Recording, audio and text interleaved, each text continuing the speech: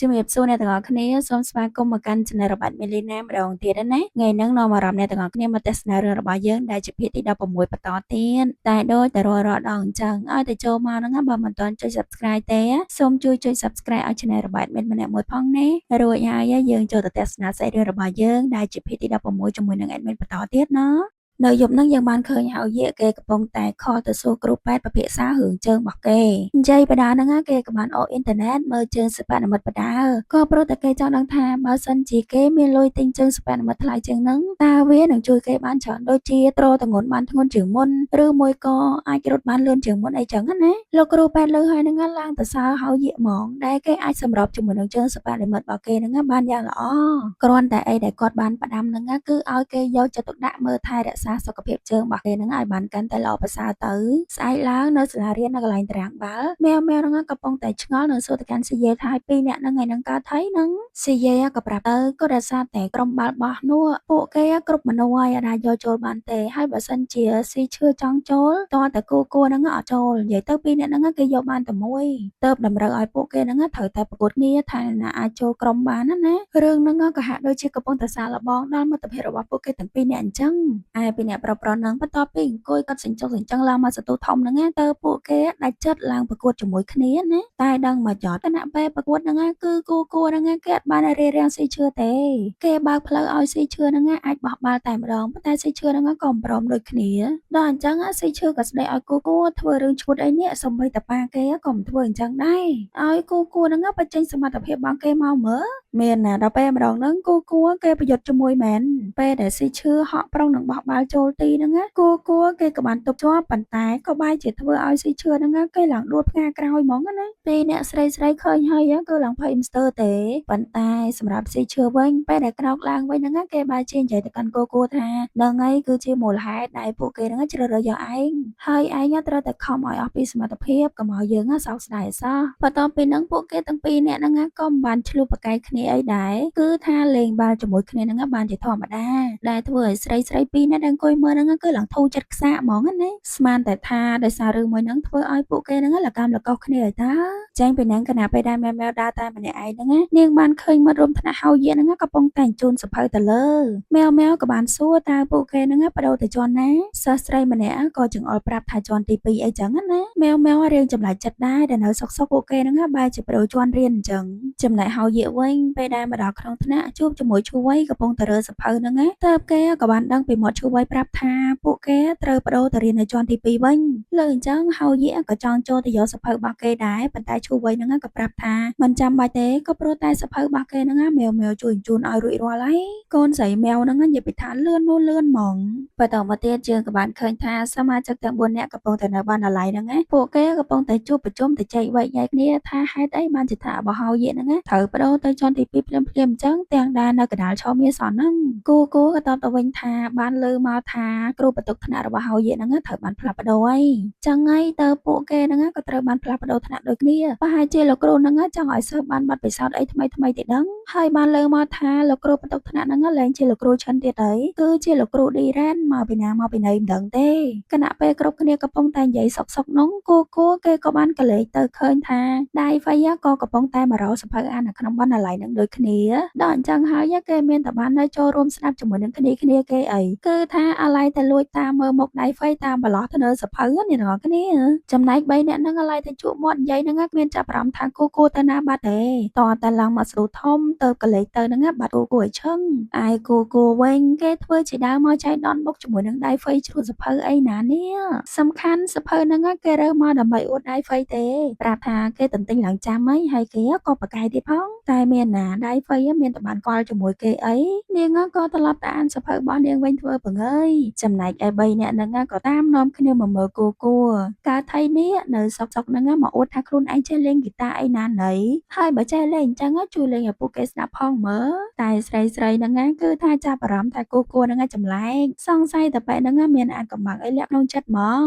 យើងមកមើលនៅក្នុងថ្នាក់បោះហើយវិញអ្នកទាំងអស់គ្នានេះលោកគ្រូដែលទើបតែចូលមកថ្មីគឺជាលោកគ្រូឌីរ៉ែននឹងឯងសិស្ស គ្រប់គ្នាក្រោកឈរទទួលគាត់ទាំងអស់លើកលែងទៅហៅយាកមួយទេហើយសំណួរដំបូងដែលលោកគ្រូសួរទៅពួកគេគឺថាតើសមាជិករបស់ពួកគេមានម្នាក់ណាដែលរំលងម៉ោងកីឡាអត់សិស្សស្រីម្នាក់ហ្នឹងក៏បានងើបឆ្លើយផ្លែតថាគឺជាជាងហៅយាកហើយលោកគ្រូរ៉ែនហ្នឹងក៏បែរជាសួរហៅយាកត្រង់ថាតើគេហ្នឹងឈឺអីមែនហៅយាកក៏តបទៅវិញថាអត់មានទេដល់អញ្ចឹងលោកគ្រូគាត់ក៏កំណត់ថាចាប់ពីថ្ងៃហ្នឹងទៅអត់ឲ្យអ្នកគេហ្នឹងរំលងម៉ោងកីឡាទេត្រូវតែចូលរួមទាំងអស់គ្នាដូច្នេះហើយម៉ោងកីឡាក៏បានមកដល់សិស្សគ្រប់គ្នាហ្នឹងក៏បានមកចូលរួមមិនបាត់វត្តមានសូម្បីតែម្នាក់គ្រាន់តែថាគ្រប់គ្នាហ្នឹងហាត់ប្រាណទៅចំណែកឯហៅយាកហ្នឹងគេមិនបានហាត់ជាមួយទេគឺនៅឈរឡើងថ្មឹងទស្សនវិជ្ជាទាំងអស់ហ្នឹងក៏បានធ្វើឲ្យគូគុណនិងស៊ីឈឿហ្នឹងមើលឃើញផងដែរពួកគេឡើងឆ្ងល់រឿងហ្នឹងដែរហ្នឹងសូម្បីតែម៉ែវនិងស៊ីយេហ្នឹងក៏កំពុងតែនៅទីនេះហើយបានឃើញដូចគ្នាផងដែរចំណែកឯគ្រូកីឡាហ្នឹងក៏បានមកប្រាប់រូបបន្ទុកថ្នាក់ថាគួរតែបោះបង់ចោលទៅអីក៏ព្រោះតែហៅយាកហ្នឹងគេមិនដែលបានហាត់ប្រាណទេតាំងពីមុនមក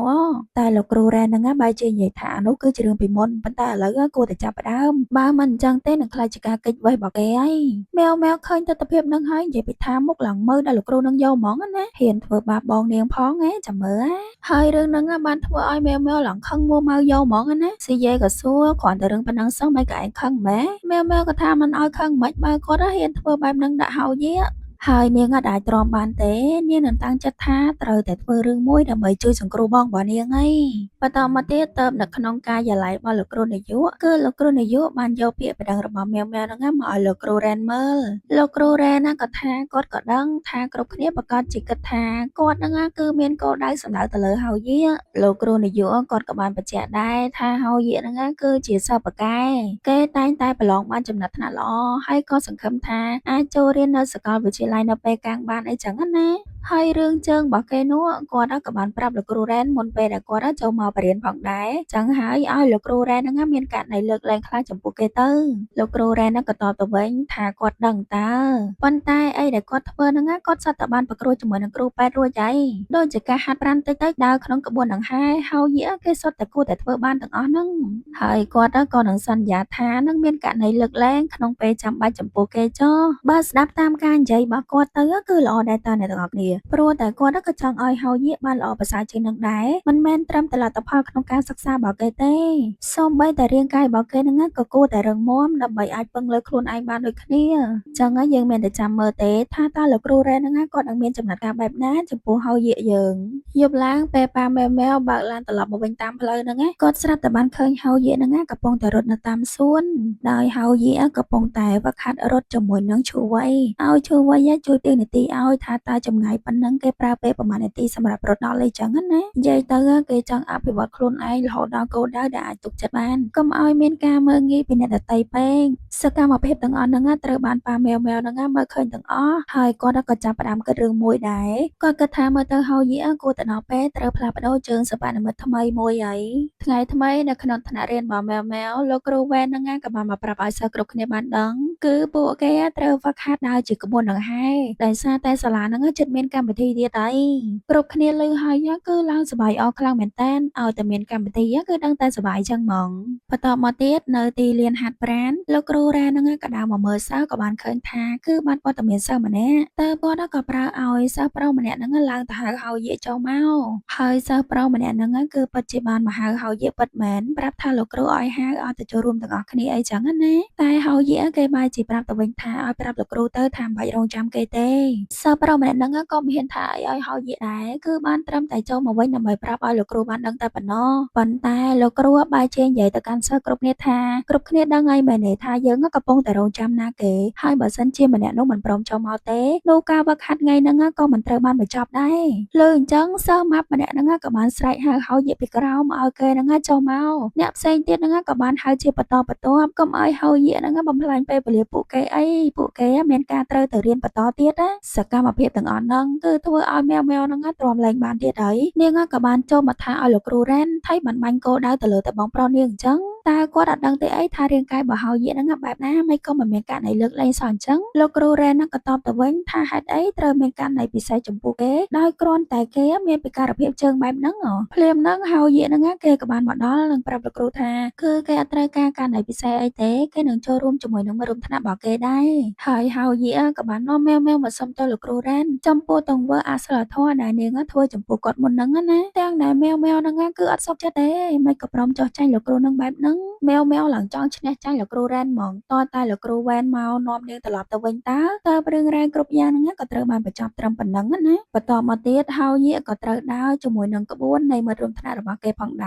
រតែយើងក៏បានឃើញថាហោយាគេខំប្រឹងហើយប៉ុន្តែគេដើរអត់ទាន់ជាមួយនឹងក្រុមរបស់ពួកគេផងហ្នឹងនិយាយទៅគឺដើរក្រោយគេរហូតបាត់ឆ្វេងបាត់ស្ដាំហ្នឹងគឺមិនទាន់គេទៅតែសោះបាទនិយាយពីម៉ែវវិញគឺបានត្រឹមតែមើលបងប្រុសរបស់នាងហ្នឹងដើរក្រោយគេតែប៉ុណ្ណោះចង់ជួយដែរប៉ុន្តែធ្វើមិនទៅបើជួយអត់បានផងហ្នឹងលុះពេលដែលលោកគ្រូរ៉ែនឲ្យសិស្សសម្រាប់ជើងបន្តិចហ្នឹងស្រីក៏ពិភាក្សាគ្នាហើយបើដើរបែបហ្នឹងថ្នាក់របស់គេហ្នឹងមិននឹងអាចចូលរួមដើរនៅក្នុងកម្មវិធីសាលាបាននៅមិនគួរណាមានហោយាជាមួយរួមថ្នាក់គេសោះហោយាគេស្ដាប់ឮពាក្យហ្នឹងឡើងពេញតិចហ្មងណាចំណែកឯលោកគ្រូរ៉ែនបែរជាចង់ឲ្យហោយាហ្នឹងដើរនៅកណ្ដាលគេទៅវិញបើទោះបីជាសិស្សផ្សេងទៀតប្រាប់ថាបើដើរបែបហ្នឹងនឹងធ្វើឲ្យខូចជួរក៏ពិតមែនប៉ុន្តែលោកគ្រូគាត់នៅតែចង់បានបែបហ្នឹងបើនៅតែដើរមិនត្រូវគាត់នឹងឲ្យសិស្សគ្រប់គ្នាដើររហូតតតែត្រូវគ្រប់គ្នាហ្នឹងក៏ចាប់ផ្ដើមត្អូញត្អែហើយធ្វើបែបហ្នឹងអត់កើតទេពួកគេមិននឹងសុខចិត្តទៅចំណែកឈូវៃគេបែរជាសុំលោកគ្រូរ៉ែហ្នឹងដើរនៅជួរកណ្ដាលដែ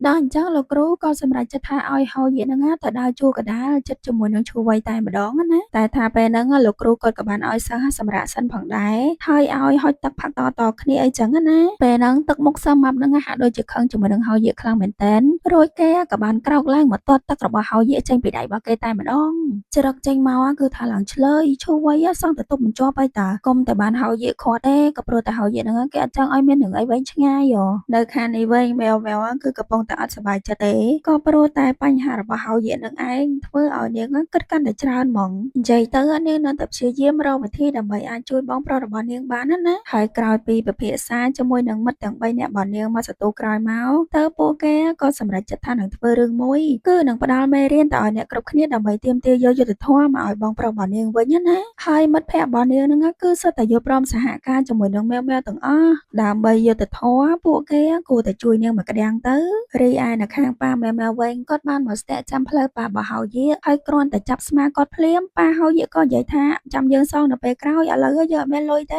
េពាក្យទាំងអស់ហ្នឹងធ្វើឲ្យប៉ាម៉ែវដឹងផ្លែតប៉ាហោយាហ្នឹងតែខ្ចីលុយណាគេទៀតហើយមូលហេតុដែលគាត់មកចាំផ្លូវប៉ាហោយាហ្នឹងគឺគាត់បានប្រាប់ប៉ាហោយាថាហោយាហ្នឹងជិតអាយុ18ឆ្នាំហើយរាងកាយរបស់គេក៏ចាប់ផ្ដើមធំធាត់ជើងសិប្បនិមិត្តរបស់គេហ្នឹងលែងត្រូវជាមួយនឹងគេទៀតហើយចឹងហើយទើបគាត់ចង់ឲ្យប៉ាហោយាហ្នឹងតាក់ទងទៅរោងចក្រមួយដើម្បីទិញជើងថ្មីឲ្យកូនប្រុសរបស់គាត់ណាហើយមិនមែនថាឲ្យប៉ាហោយាជាអ្នកចេញលុយទេចាំគាត់ជាអ្នកចេញប៉ាហោយាក៏សួរឲ្យចាំមិនក៏មិនទិញខ្លួនឯងទៅបើគាត់មិនស្គាល់រោងចក្រអីអស់ហ្នឹងផងហ្នឹងប៉ាម៉ែវក៏តបទៅវិញថាគាត់ធ្វើអញ្ចឹងមិនកើតក៏ព្រោះតែគាត់ដឹងថាហោយានឹងមិនទទួលជំនួយពីគាត់ទេអញ្ចឹងហើយទើបគាត់ក៏ទៅសេលេខទៅសេ model នៅលើกระดาษមួយទុកឲ្យប៉ាហោយាហ្នឹងយកទៅរោងចក្រដើម្បីកំងទិញទៅចំណែកលុយចាំគាត់បាញ់ឲ្យតាមក្រោយតែមានណាគាត់រៀបនឹងចេញទៅប៉ាហោយាហ្នឹងក៏ខាត់ត្រឡប់មកវិញដោយប្រាប់ថារឿងលុយកាក់ហ្នឹងមិនចាំបាច់ចាំឲ្យពេលក្រោយទេឲ្យគាត់ឥឡូវមកក៏ព្រោះតែឃើញផ្ទាល់ភ្នែកហើយថាឥឡូវគាត់កំពុងតែគ្មានលុយក្នុងខ្លួនតតែសោះប៉ាហោយាហ្នឹងគឺថាហួសហេតុហ្មងអ្នកទាំងអស់គ្នាកូនប្រុសគាត់ជាអ្នកពិការជើងទេប៉ុន្តែឲ្យគេចិញ្ចឹមទាំងគាត់ទៀតធ្វើមើលតែខ្លួនឯងអត់អាចធ្វើការងារអីបានសោះអញ្ចឹងហើយចុងក្រោយប៉ាម៉ែវហ្នឹងគ្រាន់តែបញ្ជាក់ថាត្រូវចាំលុយដែលគាត់ឲ្យហ្នឹងត្រូវតែចំណាយទៅលើជើងសិប្បនិមិត្តរបស់ហោយាតែមួយមុខគាត់ទៅគាត់ក៏ដកកាតមួយយកមកឲ្យប៉ាហោយាតែម្ដងនិងប្រាប់ថាចាំគាត់ផ្ញើលេខសម្ងាត់ឲ្យតាមក្រោយអាណិតប៉ាម៉ែវដែរនឹងអ្នកទាំងអស់គ្នាហើយចិញ្ចឹមតែក្មេងទៅមិនថាទេមកចិញ្ចឹមទាំងអាណាព្យាបាលគេទៀតចំណែកហោយាវិញកំពុងតែអង្គុយរៀនសុកស្រាប់តែទូរស័ព្ទគេហ្នឹងក៏លោតសារឡើងគឺប៉ាគេបានបាញ់លុយចូល WeChat គេដល់តែ 30000 ឃើញអញ្ចឹងហោយាគេក៏បានចេញមកសួរប៉ាគេហ្មងមិនក៏បាញ់លុយឲ្យគេ 30000 អញ្ចឹងប៉ាហោយាក៏ប្រាប់ទៅថាក្រែងគេត្រូវដូរជើងសិប្បនិមិត្តថ្មីហីគាត់អត់ស្គាល់ប្រភេទជើងអីអស់នោះទេអញ្ចឹងហើយហ្នឹងយកលុយនឹងទៅទិញខ្លួនឯងទៅហោយាគេនៅតែសួរដេញដោលតើគាត់បានលុយមកពីណាខ្ចីគេទៀតអីមែនទេឬក៏ខ្ចីប៉ារបស់ម៉ែវ លើអញ្ចឹងប៉ាហៅយាកហ្នឹងគាត់ឡើងចង់ខឹងហ្មងណាហើយគាត់ក៏ប្រាប់កុំឲ្យគេខ្វល់អីដល់ពេលហៅយាកនៅតែបន្តសួរទៀតទើបគាត់និយាយថាគឺជាលុយដែលគាត់ឈ្នះល្បែងមកយកវាទៅទិញជើងសិប្បនិមិត្តទៅហើយបើមិនទិញទេហ្នឹងក៏សងគាត់មកវិញទៅនិយាយទៅក៏អត់ប្រាប់មែនថាជាលុយរបស់ប៉ាម៉ែវណាថ្ងៃថ្មីក៏ឃើញម៉ែវគូជាមួយនឹងស៊ីឈឿនហ្នឹងកំពុងតែនាំគ្នាលឹបឡងចង់ធ្វើរឿងអីមួយយ៉ាងដោយពួកគេហ្នឹងមានជាប់ល្វាំងមុខនឹងដៃមកជាមួយទៀតណាក្រោយមកពេលដែលមិត្តរួមថ្នាក់របស់ហៅយាចេញពីក្នុងថ្នាក់មកស្រាប់តែពួកគេហ្នឹងក៏បានបាត់ស្បែកជើងម្នាក់មកខាងពេលហ្នឹងទៅក្រុមម៉ែវដែលបានពាក់ស្រោមមុខហ្នឹងចេញមកនិយាយដាក់ពួកគេដែលពួកគេធ្វើបែបហ្នឹងគឺដើម្បីឲ្យអ្នកគ្រប់គ្នាហ្នឹងយល់ពីអារម្មណ៍ពេលដែលបាត់បង់ជើងមកខាងទៅតើពិបាកដើរប៉ុណ្ណាហ្នឹងហើយជាលទ្ធផលដែលអ្នកគ្រប់គ្នាហ្នឹងបានមើលងាយទៅកាន់ជើងហៅយា3អ្នកហ្នឹងចេះរកនឹកឃើញវិធីអីប្លែកសងសឹកគេដែលយកស្បែកជើងលាក់មកខាងអញ្ចឹងហ្មងងាយមកខាងស៊ីយាយវិញក៏កំពុងតែរងចាំ3អ្នកហ្នឹងឡើងផ្ទះសារខាងមែនតែនប៉ុន្តែពេលដែល3អ្នកហ្នឹងមកដល់ក៏ឃើញថាដូចជាសប្បាយរីករាយដល់ហើយពួកគេក៏បានអួតប្រាប់ស៊ីយាយដែរថាមុនហ្នឹងសប្បាយណាបើបានឃើញប្រកាសជាសប្បាយហ្មងហើយក៏គិតទៀតថាប្រហែលជាពួកហ្នឹងមិនដឹងទេថាគឺជាស្នាដៃរបស់ពួកគេទាំង3នាក់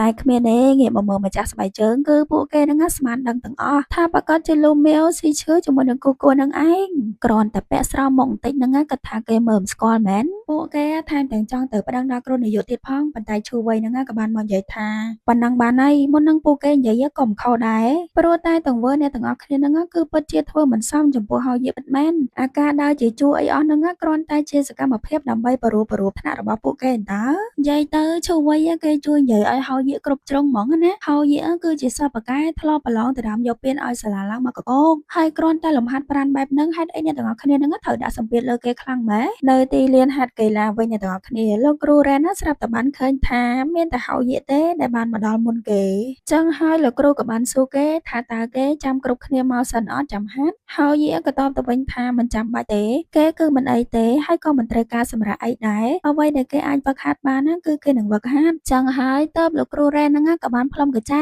ឲ្យហៅយាហ្នឹងអនុវត្តមុនគេតែម្ដងគណៈពេលហ្នឹងឈូវ័យនិងមិត្តរួមថ្នាក់ផ្សេងទៀតហ្នឹងក៏បានមកដល់ជាបន្តបន្ទាប់ហៅយាវិញឡើងកន្លាច់ជើងប៉ុន្តែត្រូវបានឈូវ័យមកជួយទប់ណារួចពួកគេទាំងពីរនាក់ហ្នឹងក៏ចាប់ផ្ដើមអនុវត្តវឹកហាត់ជាមួយគ្នាតែម្ដងបន្តមកទៀតទៅមិត្តរួមថ្នាក់របស់គេផ្សេងទៀតម្ដងម្នាក់ចាប់ផ្ដើមដើរចូលជួរពីក្រោយហៅយាជាបន្តបន្ទាប់ណានិយាយទៅហាក់ដូចជាពួកគេហ្នឹងចាប់ផ្ដើមគិតយល់ហើយថាមិត្តរួមថ្នាក់របស់គេហៅយាហ្នឹងត្រូវការការថែទាំយ៉ាងណាជាពិសេសគឺការតាំងចិត្តរបស់គេអ្វីត្បិតតែរាងកាយរបស់គេមិនដូចអ្នកដទៃក៏ពិតមែនប៉ុន្តែគេមានការតាំងចិត្តខ្ពស់ខ្លាំងណាស់ចំណែកម៉ែវវិញក៏បានឃើញសកម្មភាពទាំងអស់ហ្នឹងផងដែរឃើញអញ្ចឹងអីគឺថានាងមានអារម្មណ៍ថារៀងប្រសើរឡើងវិញបន្តិចហើយចំណែកស៊ីឈឿនហ្នឹងគេក៏បាននិយាយថាមើលទៅការជួយជាងហៅយារបស់យើងហ្នឹងគឺបានផលដែរតើប៉ុន្តែម៉ែវកំពុងតែព្រួយចិត្តព្រោះតែហៅយាហ្នឹងស្លឹងមើលមុខនាងរហូតឬមួយក៏គេបានដឹងពីទង្វើរបស់នាងតែដឹងគូក៏គិតថាកំភៃពេកមើលបើគេដឹងក៏ល្អដែរគឺពួកយើងបានជួយគេណា